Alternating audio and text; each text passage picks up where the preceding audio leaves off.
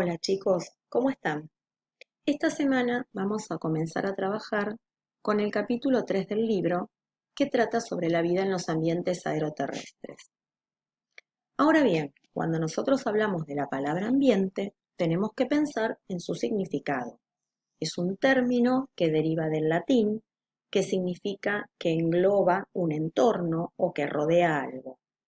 De acuerdo a esto, podemos decir que el ambiente es un conjunto de elementos naturales que nos brinda la naturaleza, el aire, el agua, el suelo, por ejemplo, que hacen posible que los seres vivos que vivan en ella crezcan, se desarrollen y cumplan con su ciclo vital interrelacionándose con otros seres vivos y con el propio ambiente. En la Tierra existen diferentes ambientes en los que predominan distintos elementos naturales, como podemos apreciar en estos paisajes, algunos de los cuales pertenecen a nuestro país. El agua es un componente importante de todos los ambientes y de acuerdo a la relación que tiene cada uno con ella, se pueden agrupar en ambientes acuáticos, ambientes aeroterrestres y ambientes de transición. Los ambientes acuáticos son aquellos en los que predomina el agua y hay grandes masas de este elemento. El mar, una laguna, el océano, por ejemplo. Los ambientes aeroterrestres son aquellos en los que predomina la tierra sobre el agua, como por ejemplo el desierto, la selva, el bosque, la puna, los pastizales. Y hay ambientes de transición, que son una especie de frontera entre un ambiente acuático y uno terrestre, una zona limítrofe entre estos dos espacios, y puede ser el borde o la orilla de una laguna o del mar.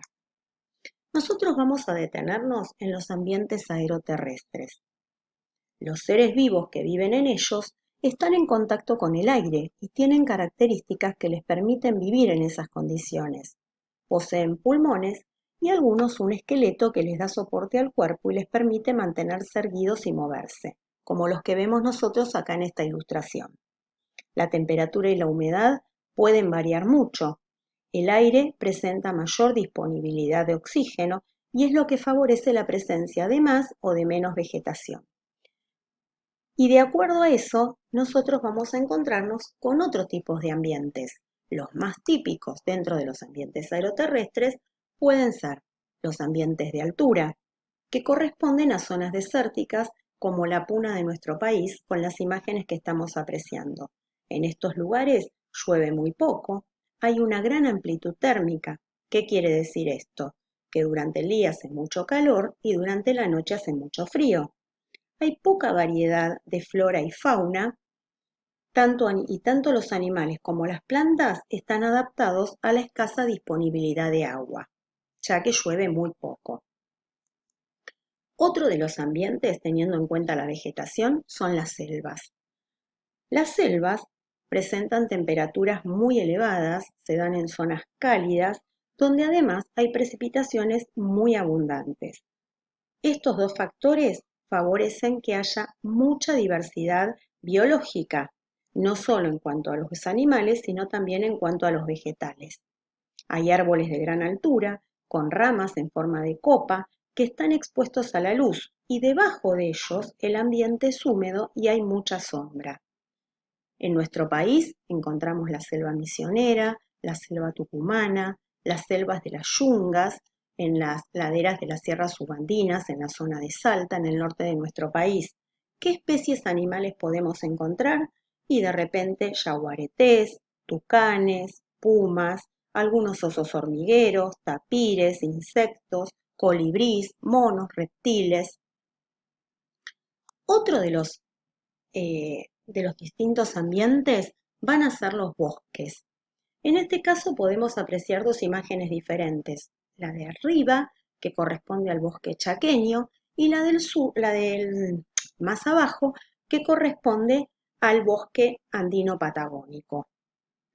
En general, el clima va a ser templado o cálido de acuerdo a su ubicación geográfica. Las precipitaciones van a ser menores que en la selva, por supuesto, pero mayores que en un ambiente de altura.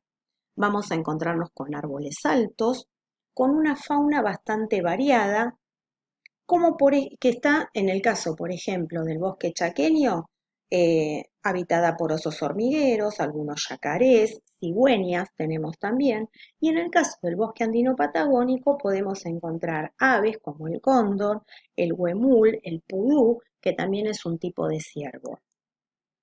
Nos encontramos ahora con los pastizales, típicos de la zona pampeana. El pastizal presenta un clima templado, con una buena cantidad de lluvias, que favorece que los suelos además sean fértiles, y la vegetación que predomina es herbácea, que va a permitir la cría de ganado, por ejemplo, y en el caso del suelo fértil va a ser posible el desarrollo de la agricultura.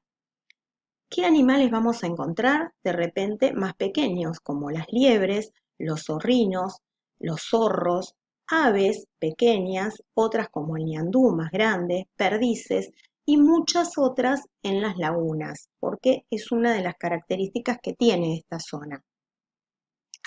¿Cuál es el último ambiente que nos queda?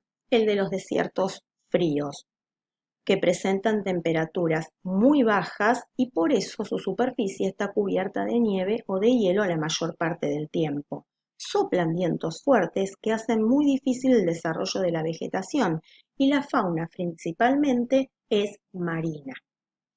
Hasta acá hemos visto un repaso aproximado de cuáles son los ambientes aeroterrestres. Van a tener que seguir investigando para poder ampliar un poquito más la información que yo les acabo de dar y vamos a seguir trabajando en las actividades de la carpeta sobre este tema.